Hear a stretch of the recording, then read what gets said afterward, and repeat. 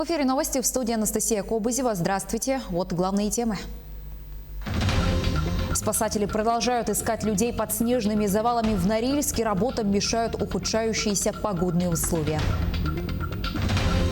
Алданские медики в праздники работают в усиленном режиме. Какие недуги встречаются чаще всего? Ретро-открытки, фонарики и стеклярусные бусы. Выставка советских новогодних украшений прошла в Хандыге.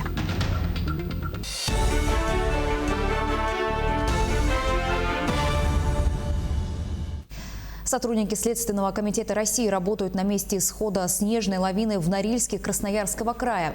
Она накрыла 6 построек, в которых могут оставаться люди. Снегом засыпала территорию в 300 квадратных метров. Ранее на месте схода лавины был обнаружен 15-летний подросток. У него множественные переломы и обширное обморожение. Юношу доставили в больницу. Спасатели определили предполагаемое местонахождение других людей, попавших под лавину. В этом месте приостановили работы вездехода. В одном из домов могла находиться семья из 4 человек. Сейчас на месте работают около 200 человек и 18 единиц техники. Работам мешают ухудшающиеся погодные условия. Также спасатели обнаружили тело погибшей под завалами женщины. Другим темам, 125 новых случаев COVID-19 выявили в Якутии за сутки. В Якутске 50 заболевших, в Мирнинском районе 12, в Алданском 11. По 9 случаев зафиксировали в Мигино-Кангаласском и Нюрингринском районах. От 1 до 7 заболевших выявили еще в 10 районах Якутии. Между тем, Якутия входит в число регионов с наименьшим приростом COVID-19 за сутки. Об этом сообщили в оперативном штабе России. Меньше всего заболевших также фиксируют в республике Тыва и в Еврейской автономной области. Длительные выходные, как правило, вовсе не сулят возможность отдохнуть и расслабиться людям в белых халатах. В праздники учреждения здравоохранения работают в усиленном режиме. Для алданских медиков первые дни наступившего года выдались сравнительно спокойными. Какие недуги встречаются чаще всего, узнавала Татьяна Вахнина. Выездной фельдшер скорой помощи Дмитрий Свешников собирается на вызов. Описанные пациентам симптомы напоминают картину новой коронавирусной инфекции. И перед выездом Дмитрий надевает комбинезон, перчатки и маску. Защитная экипировка, конечно, не всегда удобна, хотя уже привычно. Да, уже как бы год прошел, уже все эти правила уже как бы вошло в обыденность. После оказания помощи Дмитрий вернется на станцию не сразу. Сначала нужно пройти санитарную обработку. Дезинфекция будет проведена и в машине. Таким образом, на следующий вызов Дмитрий отправится не ранее, чем через час. На линии остаются 2 бригады. В основном и ковидные есть вызова, и линейные тоже. И, несчастных случаев. И при алкогольной интоксикации тоже бывает. В праздничные дни обращений в службу скорой помощи, как обычно, много.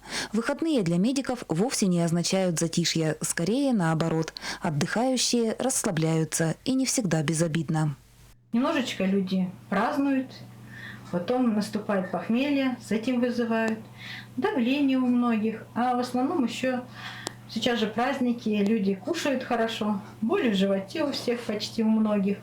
Ну и сейчас плюс коронавирус, он не выбирает праздничные дни, не праздничные дни. Новогодние праздники для медиков, как правило, сопряжены с авралом. Желудочно-кишечные болезни и интоксикации, вызванные перееданием и приемом алкоголя, а также травмы. Первая декада наступившего года на подобные диагнозы обычно выдается богатой.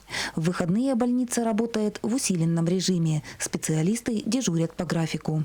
Все службы работают своевременно, адекватно и в полном объеме для оказания экстренной хирургической помощи. У заведующего хирургическим отделением Бориса Васильева сегодня выходной, однако с утра врач находится в отделении. Наблюдение, корректировка назначений, проведение дополнительного обследования. Многие вопросы отлагательства не терпят. Впрочем, для хирургов год начался сравнительно спокойно. В этом году не так сильно много пациентов. У нас были острый аппендицит, единичный случай, и с острым панкреатитом 4 человека, и с патологией желчевыделяющих путей 1 человек.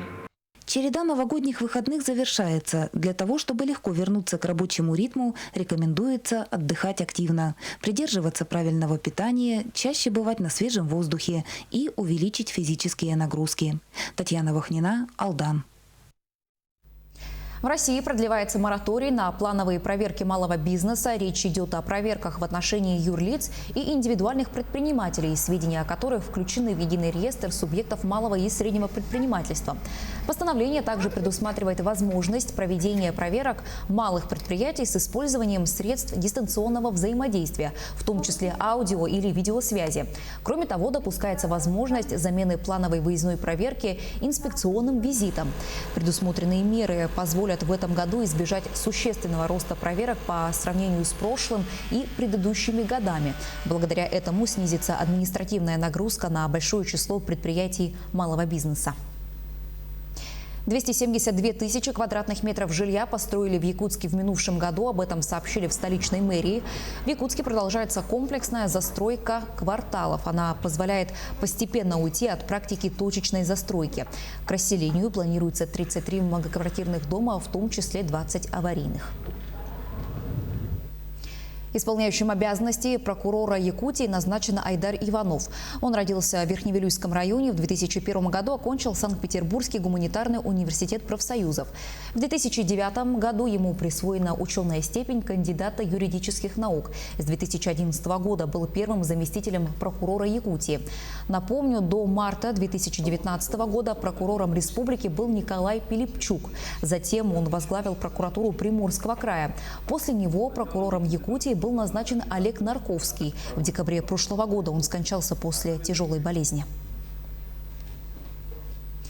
Салфетки, ретро-открытки, фонарики и стеклярусные бусы. Выставка советских новогодних украшений прошла в историко-краеведческом музее Хандыге. Там побывала наш корреспондент Мария Винокурова и окунулась в праздничное настроение. Старожилы говорят, что в Хандыге вплоть до середины 70-х годов трудно было найти елочные игрушки. Поэтому в этот северный многонациональный поселок привозили их со всей страны. Кто с отпуска, кто при переезде. В обилии новогодние игрушки появились в середине 80-х. Теперь они украшают выставку краеведческого музея. И каждый может окунуться в новогоднюю сказку советской детворы. Новогодние игрушки у нас с конца 40-х, с конца 50-х годов по 80-е, 90-е годы. Всего новогодних игрушек у нас 376. Эти новогодние игрушки приносят и сами жители поселка Хандыга.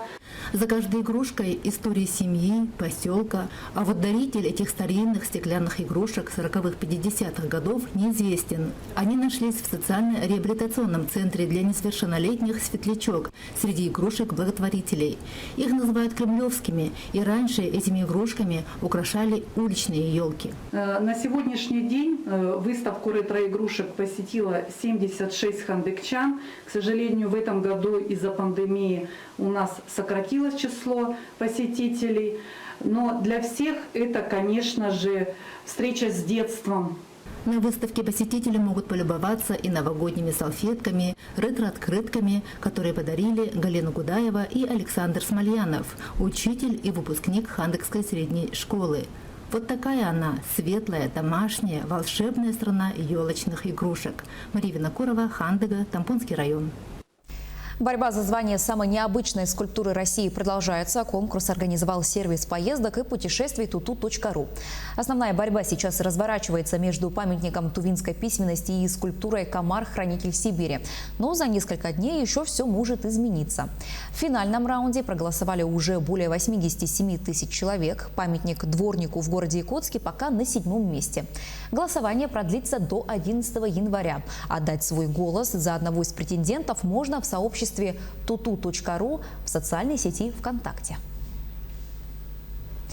2 года верхом на конях от Аймикона до Лондона. Якутянин Дугуйдан Винокуров и англичанин Никита Греце планируют преодолеть на якутских лошадях 15 тысяч километров. НВК «Саха» снял об этом цикл передач. Елизавета Васильева продолжит тему.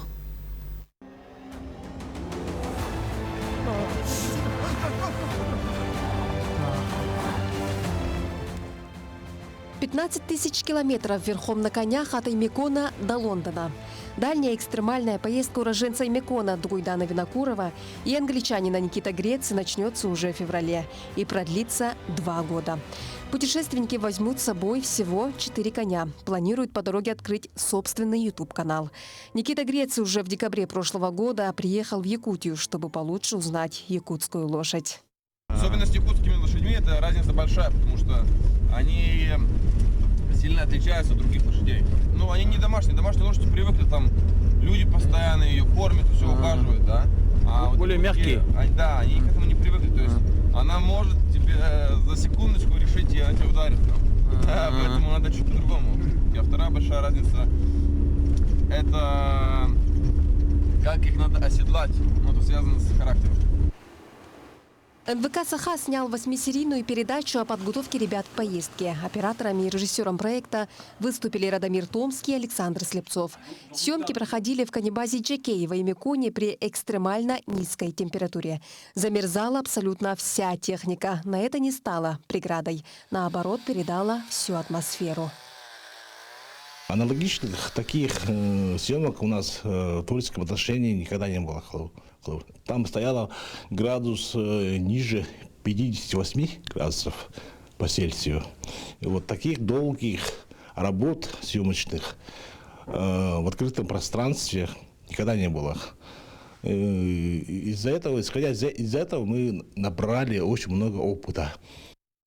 Поездка не носит научный смысл. У путешественников цель одна – это попробовать пройти 15 тысяч километров всего на 4 лошадях. У них цель просто доехать, потому что никто этого не делал раньше до них. То есть, может быть, не то, что может быть, а точно делали такие длинные переходы, но меняя лошадей. То есть через каждые 50-100 километров меняли и уже свежую лошадь брали. А вот сейчас их задача именно на одной лошади поехать. Хотят проверить, возможно это или невозможно. Проект «До Лондона на якутских лошадях» запустят уже 11 января с понедельника по четверг. Начало в 9 часов вечера в эфире телеканала НВК «Саха». Елизавета Васильева, Георгий Григорьев, Якутск. К этой минуте у меня пока вся информация. Еще больше новостей на наших официальных сайтах yak24.ru и nvk-online.ru. Берегите себя, носите маски и перчатки, соблюдайте социальную дистанцию. До встречи в эфире.